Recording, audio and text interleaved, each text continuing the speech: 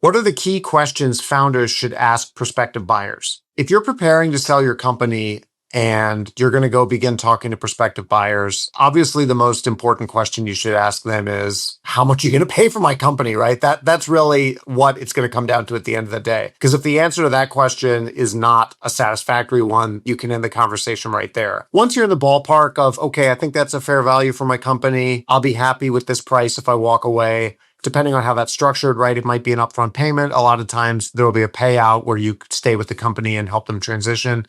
You then want to think about, how are they going to run the company? Are they going to serve my customers well? What's the legacy of the company going to be after I leave? What's going to happen to my employees, right? These are all secondary but really important questions. And it really depends on how you want the company to exist after you leave as the founder. And, if you are interested in legacy, you've built a product or a service that you want to continue for generations, that's going to be a very different conversation if you're talking to a private equity buyer versus a strategic buyer who really appreciates what you've built and wants to buy it for the purpose of continuing to provide that service. And again, if that's your concern, you're probably not going to want to go with a private equity buyer because the business is almost certainly going to look different 5-10 years from now than it does at the time that you sell it. I'm John Hood, M&A attorney, fractional general counsel. If you have your own question, please drop it in the comments. We'd love to hear from you.